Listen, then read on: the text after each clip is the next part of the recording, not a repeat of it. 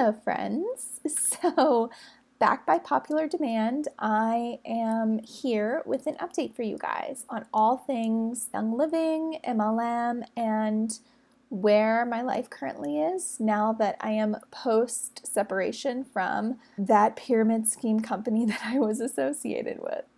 Just a quick summary for those of you who are like, who the heck are you? Or maybe you've stumbled upon this video and you didn't watch my previous video, which, by the way, I will link below. So if you did not see my initial video from when I stepped away from the company in February, go ahead and check that out first. It is a little bit lengthy, so you might want to grab some popcorn, grab a soda, and hunker down.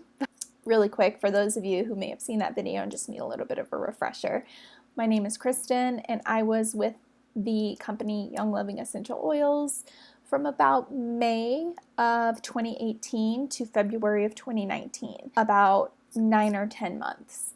And I severed my relationship with the company in February after a long, but yet not so long, process and realization that I was not going to be successful in this company because it's not built for people like me or for most people to be successful. I'm not going to get into the nitty-gritty of that here. Again, please go and watch my previous video if you want a play-by-play on my mindset shift and how I went from shilling essential oils to completely distancing myself from the company.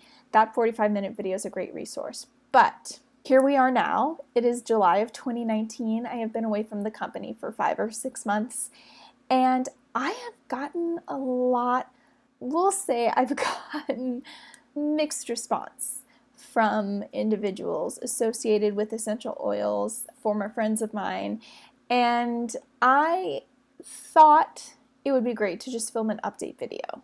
Before we get into the questions, I have two kind of miscellaneous things I do want to share. The first is that I had a really negative experience after I had already decided to leave the company that I want to share with you guys. And I call it the invoice incident. And I think this is worth sharing because it's educational, it's valuable, and anyone else out there who might be thinking about severing ties with a similar MLM should use this as a cautionary tale and take from it a lesson and don't make the same mistakes that I made. So with Young Living, I was someone who was subscribed to their monthly auto ship program. When I decided to leave the company, I thought that I could simply just go online and remove my credit card and all of my payment options associated with my account, and that when the time came, the following month, for them to process my order, that they wouldn't be able to, right? Because how are they going to process an order that I haven't given payment authorization for, right? Well, turns out what ended up happening was Young Living went ahead and processed my order. A box showed up on my doorstep, and I was invoiced for products that I did not indicate that I wanted. In fact, I had removed my payment options, so I also didn't pay for them. And it forced me to get on the phone with their customer service team.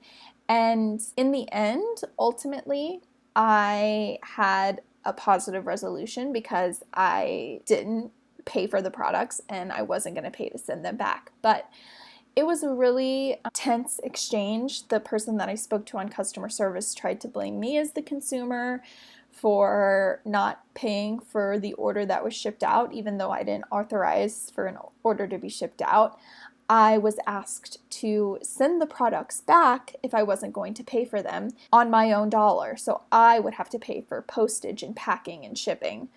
That wasn't going to happen. And then when we finally got to the point where I needed to verify that they had in fact canceled my monthly order and that I wouldn't be dealing with this issue in 30 days, I was, of course, given the pitch and the runaround, and they were trying to stall and do anything that they could to convince me otherwise before I got off the phone, to keep me as a customer. And for someone who was already a little disgruntled and a little annoyed that I was having to have this conversation with someone about products that I didn't want and didn't pay for, but now I'm being asked to pay for.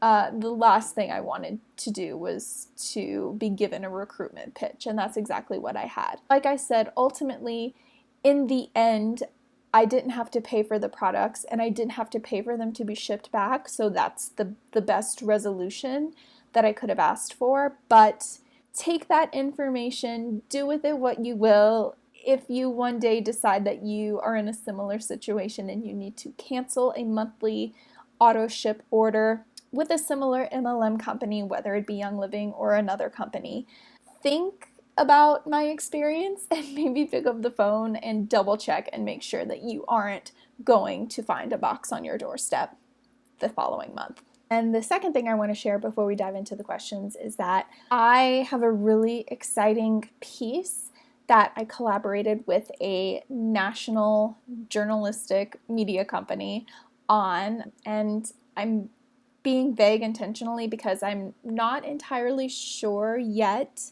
how I'm going to share this piece when it's live.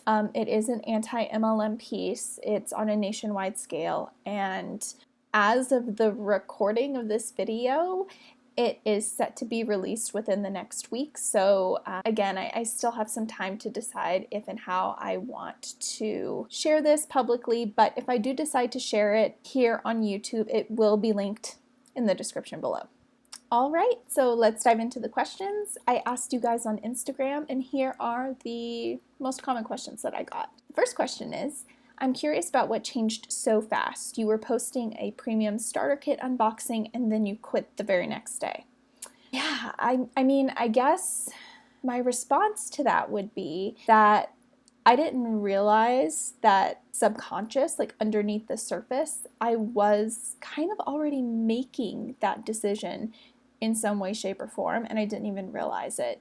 It was an accumulation of many things that I referenced in my first video, just the continual brainwashing and the financial drain and the slowly not having as strong of a relationship with people anymore, kind of being treated like old news, and then just really, I think it took time for me to see the MLM and seeing it for what it was and the inauthenticity of my team and how it was all a facade. I know it seemed really sudden to people publicly that I was posting about oils and then the very next day I quit. All I can say to that, again, is that I think a lot of the decision making was happening subconsciously, and outwardly, physically, I was just continuing to go with the flow. But once my brain and my subconscious clicked and connected, I'm just the type of person that once I make a decision to do something, I do it. And I had a conversation with my enroller, the person who signed me up with Young Living. And because that conversation did not go positively, and because I saw her true colors in that conversation, split-second decision, I quit. A follow-up question to that is, why not just quit the business and stay with Young Living? You seem to love it so much. I actually got that question a lot, and to be perfectly honest, when I recorded my first video, I referenced a lot that I was heavily considering staying a product user, meaning I would continue to purchase Young Living products as long as I wasn't banned from Young Living for voicing my opinion, which I wasn't. But what ended up changing my mind on that front was the way that I was treated, especially by my upline leaders. So to dive into a little story here, I had previously paid for a class. The person that I enrolled under, who we've referred to as Sally in the past, Sally has a sister. We'll call her Abby. Abby is quite far up in the pyramid as far as Young Living goes, and she's one of the top leaders. Abby was hosting a Facebook class all about essential oils and crystals, and you could pay $10 to attend the class. She would send you some samples and you would get access to a private Facebook group where the class would be taking place. This was a highly sought after class. There was a wait list. It filled up really quick, but I was one of the lucky ones who had paid in time to secure a spot. Well, when all of this went down, that I decided to quit the business and I received the immense backlash that I did in the days following, I all of a sudden got a refund from Abby for the class, and I was kicked out of the Facebook group. And for me, it was a little confusing at the time because at the time, I hadn't made up my mind to completely quit Young Living. I had made up my mind that I was going to just quit the business, that I wasn't going to be an essential oil salesperson. I still, at the time, wanted to purchase Young Living products. And so to be treated in this way was a real eye-opener for me. And I remember at the time thinking, like, you can't quit the essential oil community, because if you quit the essential oil community, they quit you. Because I had decided to quit the business, I was immediately blacklisted. No one wanted anything to do with me. And at the time, that really hurt because I was still buying oils. I was still on the monthly auto ship program at the time. And for Abby to completely just kick me out of a class without any form of communication or having any kind of conversation with me, what that showed me was that she didn't care that I was still a paying customer. She didn't care that I still wanted to buy essential oil products from Young Living. All she cared about was backing her fellow Young Living Hunbots. And that's kind of when I started to question whether or not I would still be purchasing Young Living products because of just the crappy way that I had been treated. Another question I received a lot was, what were you most surprised by when you decided to quit? I don't think I was as surprised by the negative backlash that I received because I knew going into it that the things that I was going to be saying, they weren't going to be well received especially by the audience that they were intended for, which is the essential oil community. However, what did surprise me the most was the incredible amount of support and the positive feedback that I did get. I thankfully was supported by everyone in my downline who, at the time, I felt immensely guilty for ever having recruited to Young Living. But everyone, friends, family, people that I had recruited, they were immensely supportive. I think they appreciated my honesty, and I think they could see that I was being authentic. It was incredibly surprising to get hundreds and hundreds of messages from strangers, people in the essential oil community that I knew, but maybe I thought that they had no idea who I was, or people that I didn't even know at all. Just my inbox was flooded with messages of support from everyone, including people who had quit Young Living way before I did and were, telling me congratulations for making that step, even down to the people who were in similar situations that I had been in, and they were thinking about quitting, but they were on the fence. And quite frankly, I think it's because a lot of people operate in a silo, and you're made to believe that if you have any sort of negative thoughts, or if you want to quit the business, that you're the only one having those thoughts, and you're the only one who is thinking about quitting. If you're out there listening and any of this sort of rings true, please know you are not the only one who thinks about quitting. It's not failure to quit, especially in instances like this. And for me, it was really reassuring and really validating, and it was part of the healing process to receive all of those welcoming messages and messages of positivity from people who really did have my back and people who believed that I was making the right decision.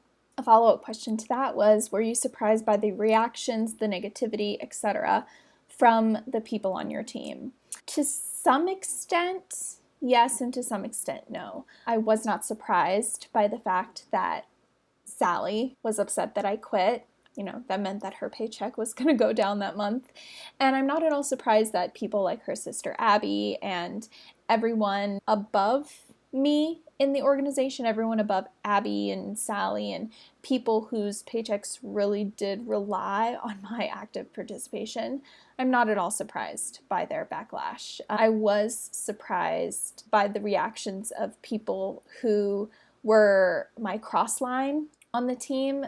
By that, I mean people who, we were relatively at the same part of the pyramid. We were equals, so to speak, within the organization. We had the same successes and we were kind of at the same place in our business. People who I thought I had developed like actual genuine friendships with.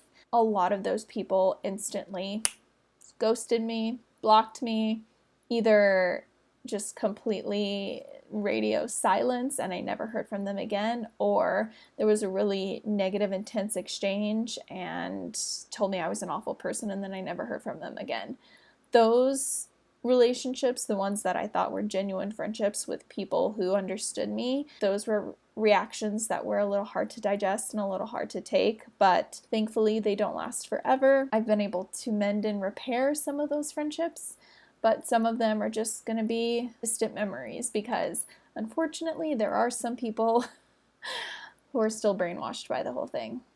Next up, if you had different upline leaders, do you think you'd still be doing the business? I think that if I had a different team and different upline leaders, there's a very good chance that I could still be doing the business, or maybe it would have taken me a little bit longer to quit, but I think inevitably I would have quit regardless. I would have quit anyway. I think just the nature of MLM companies like Young Living is that it's not designed for everyone to succeed. There are simply not enough people on the planet for everyone to rise to the top of the ranks and become a Royal Crown Diamond, despite what they tell you. They're selling you the dream. It's not attainable. I just think it's inevitable that I would have quit at some point, whether it would have been a couple of months later, a couple of years later. Ultimately, I think the ending would have been the same. In a way, even though it happened as abruptly and as dramatically as it did, I'm glad it happened sooner rather than later, because I've been able to mend and repair my life and my real relationships, and I've been able to really focus my efforts on things that matter to me. And I feel like before I quit, those efforts were just being completely wasted. Do you think it's Young Living or your specific team? I think it's both. As a follow-up to that, do you feel even if the product doesn't work, they still try to sell it to you like it's the best? Yeah. Next up, have you seen Young Living's Conduct Facebook page's recent post about how to talk about compensation? So I think this is really funny and probably coincidental, but just a couple of days after I posted my very first video about why I quit, the Young Living Conduct Facebook page, which if you don't know, they have Facebook pages for all of their different departments, whether it's education and training or their main Facebook page. And then of course there's a page all about conduct, because as a Young Living member, because essential oils are not regulated by the FDA, you do have to be careful about what you're claiming essential oils can do for the body, for a person's health. You can't make any direct disease claims or claim that essential oils have cured any ailments. I could spend all day talking about it, but it was really funny how on the Conduct team's Facebook page, just a few days after I posted my video, they shared this post all about how you're supposed to talk about the income that you receive from Young Living, claims that you can make, needing to talk about how it is hard work, it does take time. It's true, every situation is unique, and I think it's just a nod to how a lot of really successful Young Living leaders have talked about how it has been a dream come true, it's been a blessing, and it can happen for anyone. And that's sort of the recruitment pitch that they make to get you to sign up for your premium starter kit and to start selling oils, is that you too can become a millionaire. It can be tricky and challenging to stay within the guidelines and regulations of Young Living and making sure that you are recruiting people without making promises that then set themselves up for disappointment. I got a ton of questions about whether or not I still believed that essential oils work, that Young Living's various products work. I lied about whether or not I thought Young Living products worked or oils worked. So let's just debunk all of that right here.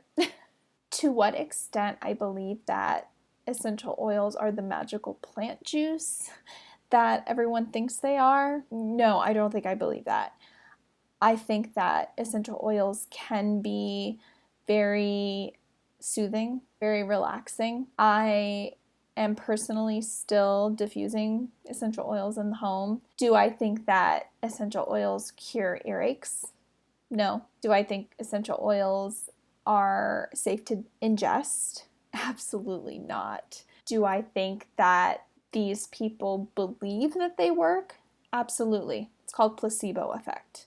I think for so long I made claims publicly about the potency and the powerful impact that essential oils can have in every aspect of your life because that's what I was taught. That's what I was taught would sell kits. And to some extent, I think I also believed that if I said it out loud and if I manifested it, that it would be true. I never had any completely life-changing personal testimony about a way that an essential oil had a dramatic impact on my life or on the life of my family. I like to diffuse essential oils. I think they smell nice. I have used them in some household cleaning products, and that's about it. I don't subscribe to the belief that essential oils are going to cure your sunburn or are going to soothe your bug bite any more than any other product over the counter would do that. I think, especially with Young Living, the idea is sold to you that not only do essential oils work, but they're a safer and more natural alternative to anything else out there, any other product you'll find anywhere on the market, whether it be online or in Target or in Walmart. And I think that is just a lie. I have also been asked multiple times if there are still any Young Living products that I use or purchase. I have not purchased anything from Young Living since I quit in February, and I am still, you can see the essential oil shelf there. I am still working my way through mounds and mounds of inventory of products that I had purchased during my time with Young Living. I am still diffusing oils in the home, and aside from that, I've either run out of products, like I was using the over-the-counter pain relief cream for a period of time, but other than that, all of the other products that I had from Young Living, whether it was shampoo or face wash or supplements, I think they're all crap. You can still follow me on Instagram, where I give really 100% raw and honest feedback and my thoughts and opinions on all of those products.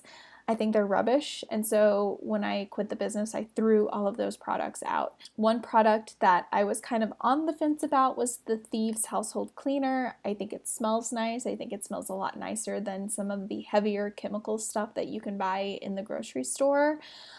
But for me, it didn't serve any purpose beyond being like a countertop cleaner. I could never get it to work for other things. It wasn't as powerful and potent of a product that I think a lot of the Young Living people sold to me. But yeah, other than diffusing the oils, I cannot and will not recommend any other Young Living product or any other usage aside from that.